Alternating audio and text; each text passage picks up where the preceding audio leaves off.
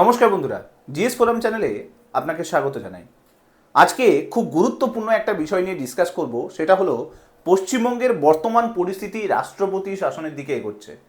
হ্যাঁ, আপনারা হয়তো এই নিউজটা শোনার পরে যথেষ্ট পরিমাণে অবাক হয়ে গেছেন যে পশ্চিমবঙ্গে তো ভোট হয়ে গেল, রেজাল্ট বেরিয়ে গেল, বিজেপি সংখ্যাগরিষ্ঠতা নিয়ে সরকার গঠন করতে চলেছে, তাহলে রাষ্ট্রপতি শাসনের প্রসঙ্গ আসছে কি করে? দেখুন, বিদায়ী মুখ্যমন্ত্রী মমতা ব্যানার্জি তিনি কিন্তু ইস্তফা দিতে রাজি হচ্ছেন না, আর সেখান থেকেই তৈরি হচ্ছে জল্পনা যে পশ্চিমবঙ্গে হয়তো কিছু সময়ের জন্য রাষ্ট্রপতি শাসন জারি হতে পারে।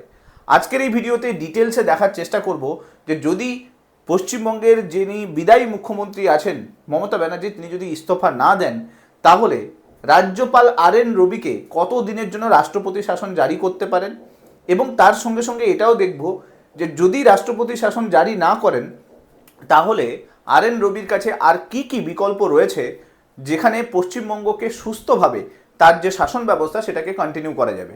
সো সম্পূর্ণ ডিটেলস এই ভিডিওটার মধ্যে থাকবে। ভিডিওটা ভালো লাগলে মাস্ট লাইক করে দেবেন, চ্যানেলটাতে নতুন হয়ে থাকলে সাবস্ক্রাইব করে নেবেন এবং মাস্ট এই ভিডিওগুলোকে শেয়ার করতে ভুলবেন না। তো চলুন শুরু করা যাক। দেখুন, সমস্যা কোথা থেকে স্টার্ট হয়েছে। মুখ্যমন্ত্রী মমতা ব্যানার্জি হেরে যাওয়ার পরেও তিনি কোনোভাবেই মুখ্যমন্ত্রী পদটা ছাড়তে রাজি হচ্ছেন না।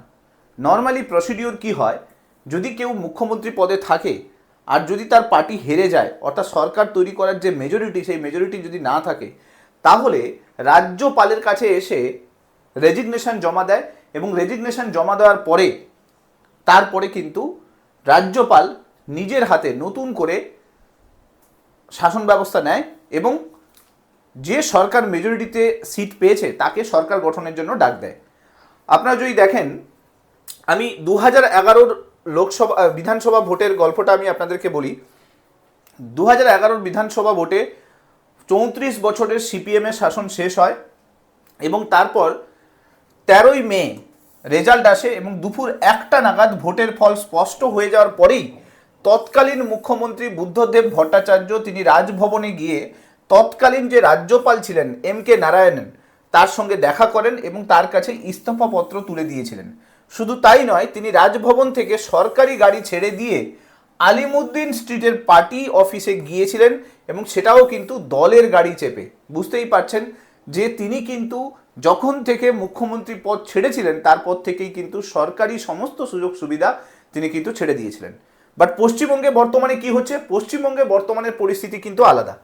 যিনি মুখ্যমন্ত্রী আছেন তিনি কিন্তু এই মুহূর্তে মুখ্যমন্ত্রী পদটুকু ছাড়তে চাইছেন না, আর তিনি মুখ্যমন্ত্রী পদ না ছাড়ার জন্য বিধানসভাতে যে সমস্ত সদস্যরা রয়েছে, অর্থাৎ সমস্ত MLA-রা রয়েছে, তারাও রেজিগনেশন দিচ্ছে না, রেজিগনেশন দেওয়া সম্ভব হচ্ছে না। সো এর ফলে বর্তমানে কিন্তু যদি দেখেন পশ্চিমবঙ্গের সাংবিধানিক যে পরিস্থিতি সেটা কিন্তু টালমাটাল অবস্থায় আছে। এই পরিস্থিতিতে হাইকোর্টের প্রাক্তন বিচারপতি তিনি কিন্তু বলেছেন যে যে অবস্থা পশ্চিমবঙ্গের বর্তমানে চলছে, এই অবস্থা যদি চলতে থাকে তাহলে হয়তো RN রবিকে স্বতঃপ্রণোদিতভাবে পদক্ষেপ নিতে হবে এবং মুখ্যমন্ত্রীকে ডিসমিস করতে হবে এবং তার সঙ্গে সঙ্গে কিছুদিনের জন্য হয়তো রাষ্ট্রপতি শাসন জারি করতে হতে পারে। কারণ তিনি কি বলেছেন, কারণ তিনি বলেছেন যদি মুখ্যমন্ত্রী পদত্যাগ না করে, দেখুন 7 তারিখে মুখ্যমন্ত্রীর সময়সীমা শেষ হচ্ছে, 7 তারিখের মধ্যে নতুন করে রাজ্য সরকার গঠনের প্রক্রিয়া স্টার্ট হবে।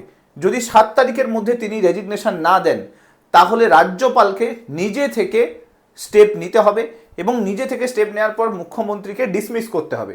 এই ক্ষেত্রে কি হবে, এই ক্ষেত্রে কিন্তু বাংলার নাম যদি দেখেন একটু হলেও কিন্তু পুরো দেশের কাছে ডুববে, যে এরকম কোনো মুখ্যমন্ত্রী ইতিহাসে প্রথমবার হবে যে মুখ্যমন্ত্রী পদে হেরে যাওয়ার পরেও কিন্তু মুখ্যমন্ত্রীর গদিটুকু ছাড়তে চাইছে না। আপনারা 2011 বিধানসভা ভোটের পরে বুদ্ধদেব ভট্টাচার্য উনি প্রথমেই কিন্তু রেজাল্ট তখনও ফলাফল ঘোষণাই হয়নি, শুধু স্পষ্ট ইঙ্গিত এসেছিল যে সিপিএম ক্ষমতায় আসছে না, তারপরে কিন্তু তিনি ইমিডিয়েটলি রাজ্যপালের সঙ্গে দেখা করেন এবং রেজিগনেশন পত্র তুলে ধরেন।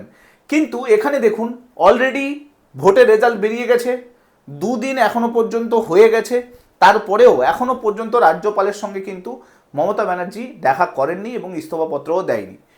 এখনো পরিস্থিতিতে যদি CM পদত্যাগ না করে তাহলে রাজ্যপাল কিন্তু তাকে বরখাস্ত করবে, অর্থাৎ 7 তারিখ কিন্তু ডিসমিস করবে এবং তার সঙ্গে সঙ্গে অন্য দলকে সরকার গঠনের জন্য ডাকতে পারে, মানে দ্যাট মিনস বিজেপিকে নতুন করে সরকার তৈরি করার জন্য ডাকতে পারে। এই সমস্ত বিকল্প যদি কোনোভাবে ব্যর্থ হয় মানেটা কি? ব্যর্থ হয় মানে হচ্ছে যদি যে সরকার মেজরিটি পার্টি সিট পেয়েছে সেই সিট পাওয়ার পরে তারা যদি সরকার গঠনে ডিলে করে, অর্থাৎ কিছু সময় যদি দেরি করে, তাহলে কিন্তু পুরো পশ্চিমবঙ্গের যে ল অ্যান্ড অর্ডার সেটা পুরোটাই কিন্তু গভর্নরের হাতে চলে আসে এবং গভর্নর কিছু সময়ের জন্য এই পুরো ব্যবস্থাটাকে স্মুথ রাখার জন্য আর্টিকেল 356কে বিবেচনা করতে পারেন, অর্থাৎ রাষ্ট্রপতি শাসনের জন্য তিনি জোর দিতে পারেন। এবার আসি পশ্চিমবঙ্গের কি এই পরিস্থিতি বর্তমানে রয়েছে। দেখুন, যেহেতু মুখ্যমন্ত্রী ইস্তফা দেয়নি, তাই পুরো বিধানসভাতে যে সমস্ত এমএলএরা রয়েছে তারাও কিন্তু পদত্যাগপত্র দিচ্ছে না। এর ফলে পরিস্থিতি এরকম হয়ে গেছে যে 7 তারিখের মধ্যে যদি মমতা ব্যানার্জি ইস্তফা না দেয়, তাহলে RN রবিকে প্রথমে স্বতঃপ্রণোদিতভাবে একটা নোটিশ জারি করে মুখ্যমন্ত্রীকে ডিসমিস করতে হবে এবং শুধুমাত্র ডিসমিস করলে হবে না, সমস্ত এমএলএ যারা আছে তাদেরও ডিসমিস হবে। এরপরে এই প্রসিডিওর করতে করতে আরও 2 দিন লেগে যাবে, মানে 7 তারিখে যদি ডিসমিস হয় তাহলে 8 তারিখ 9 তারিখ প্রায় লেগে যেতে পারে। এরই মধ্যে বিজেপির তরফ থেকে প্রধানমন্ত্রী নরেন্দ্র মোদী তিনি একটি জনসভা থেকে ইঙ্গিত দিয়েছেন যে পশ্চিম বাংলাতে তারা খুব তাড়াতাড়ি সরকার তৈরি করতে চলেছে। 8 তারিখে পরিষদীয় দলের একটা বৈঠক হবে এবং সেই বৈঠকে অমিত শাহ এবং মোহন মাঝি এই দুজন কিন্তু উপস্থিত থাকবেন। তো বলতে পারেন যে একটা বৈঠক কিন্তু হতে চলেছে এবং সেই বৈঠকে মোহন মাঝির নেতৃত্বে সেই বৈঠক হতে চলেছে, পরিষদীয় দলের বৈঠক হবে এবং সেই বৈঠকে ডিসাইড হবে যে নতুন মুখ্যমন্ত্রী কে হতে চলেছে। এবার এটা অফিসিয়ালি এখনো পর্যন্ত ডিক্লেয়ার নয়, এটা প্রধানমন্ত্রীর তরফ থেকে অলরেডি একটা কনফারেন্সে উঠে এসছে।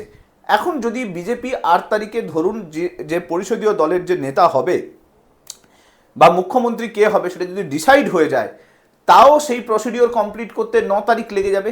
তাই 9 তারিখে নতুন করে শপথ গ্রহণ হবে। এবার যদি এই প্রসিডিওর কোনোভাবে ডিলে হয়, মানে ধরুন 8 তারিখের জায়গায় এই প্রসিডিওরটা আরও যদি 2-3 দিন লেট হয়, 9 থেকে যদি এটা 12 হয়, তাহলে এই যে ইন্ট্রিম পিরিয়ড রয়েছে, অর্থাৎ 7 তারিখে মুখ্যমন্ত্রীকে ডিসমিস করা হচ্ছে, তারপরে এই যে ইন্ট্রিম পিরিয়ড হবে 7 তারিখ থেকে ধরুন 12 তারিখ পর্যন্ত, যদি 12 তারিখে গিয়ে শপথ গ্রহণ হয়, ইনকেস যদি 9 তারিখে হয়ে যায় তাহলে তো কোনো অসুবিধা নেই, বা 7 তারিখ থেকে 12 তারিখ পর্যন্ত যদি চলে যায়, তাহলে সেক্ষেত্রে এই যে 4 থেকে 5 দিন থেকে যাচ্ছে এই পিরিয়ডে রাজ্যপাল চাইলে রাষ্ট্রপতি শাসন জারি করতে পারেন এবং পুরো পশ্চিমবঙ্গের যে ল অ্যান্ড অর্ডার সিচুয়েশন রয়েছে, শাসন ব্যবস্থা রয়েছে, সেটা পুরোটা নিজের হাতে নিতে পারেন। কারণ হচ্ছে গণনা হয়ে গেছে, ফল বেরিয়ে গেছে, তারপর থেকেই আপনারা দেখছেন যে ভোট পরবর্তী যে হিংসা বা পোস্ট পোল ভায়োলেন্স সেটা কিন্তু ধীরে ধীরে বাড়ছে। আসানসোল থেকে শুরু করে আমরা যা দেখতে পাচ্ছি দক্ষিণ 24 পরগনা, উত্তর 24 পরগনা, নদিয়া, কৃষ্ণনগর, মুর্শিদাবাদ, সব জায়গাতে কিন্তু তৃণমূলের যে পার্টি অফিস সেগুলো ভাঙচুর করা হচ্ছে। কালকে দক্ষিণ 24 পরগনাতে একজন বিজেপি কর্মীকে খুন করে দেওয়া হয়েছে। তো এরকম অনেক নিউজ কিন্তু আসছে, প্রচুর পরিমাণে ঝামেলা হওয়ার একটা চান্স রয়েছে, অর্থাৎ ভোট পরবর্তী হিংসা যে কোনো সময় শুরু হতে পারে। এই অবস্থায় দাঁড়িয়ে রাজ্যের শাসন ব্যবস্থা যদি শক্ত হাতে না ধরা হয়, রাজ্যে ভোট পরবর্তী হিংসার একটা ক্রমাগত বৃদ্ধি কিন্তু দেখতে পাওয়া যাবে যদি শাসন ব্যবস্থাটাকে ঠিকভাবে ধরা না হয়। তো এখন দেখার বিষয় যে রাজ্যপাল কি করে। দেখুন, রাজ্যপালের কাছে যদি সাংবিধানিক ক্ষমতা দেখেন তাহলে কিন্তু আর্টিকেল 356 রয়েছে, যে আর্টিকেলের মাধ্যমে রাজ্যপালকে পাওয়ার দেওয়া হয়েছে যে যদি কখনো কনস্টিটিউশনাল মেশিনারি বা সাংবিধানিক যে ব্যাপার স্যাপার রয়েছে সেটা যদি কোনোভাবে কোনো রাজ্যের নষ্ট হয়, তাহলে কিন্তু আর্টিকেল 356 এর মাধ্যমে রাজ্যপাল চাইলে পুরো রাজ্যের শাসন ব্যবস্থা নিজের হাতে নিতে পারে, সেটা রাষ্ট্রপতি শাসন জারি করে। এখন দেখার বিষয় যদি মুখ্যমন্ত্রী মমতা ব্যানার্জি ইস্তফা না দেয় আর যদি পরবর্তী পরিস্থিতি যেভাবে আমি বললাম ওইভাবে এগোয়, 7 তারিখে যদি মুখ্যমন্ত্রীকে ডিসমিস করতে হয় আর যদি পুরো সিস্টেম নতুন করে মুখ্যমন্ত্রী তৈরি করতে অনেকটা সময় লাগিয়ে দেয়, অর্থাৎ বিজেপি যদি সরকার গঠন করতে একটু টাইম নেয়, তাহলে কিন্তু এই পুরো ব্যবস্থাটা কিন্তু রাষ্ট্রপতির দিকে এগোবে এবং রাজ্যপাল RN রবি চাইলে তখন রাষ্ট্রপতি শাসন খুব কম সময়ের জন্য হলেও জারি করতে পারেন। এখন দেখার বিষয় কি উঠে আসে, যা কিছু নতুন আপডেট আসবে আমি চেষ্টা করব ভিডিওর মাধ্যমে নিয়ে আসার জন্য। ভিডিওটা ভালো লাগলে মাস্ট লাইক করে দেবেন, চ্যানেলটাতে নতুন হয়ে থাকলে সাবস্ক্রাইব করে নেবেন এবং মাস্ট এরকম ইনফরমেটিভ ভিডিও পাওয়ার জন্য এই চ্যানেলটার সঙ্গে জুড়ে থাকতে ভুলবেন না। Thank you so much. Next ভিডিওতে আপনাদের সঙ্গে আবার দেখা হচ্ছে। Till then, bye by.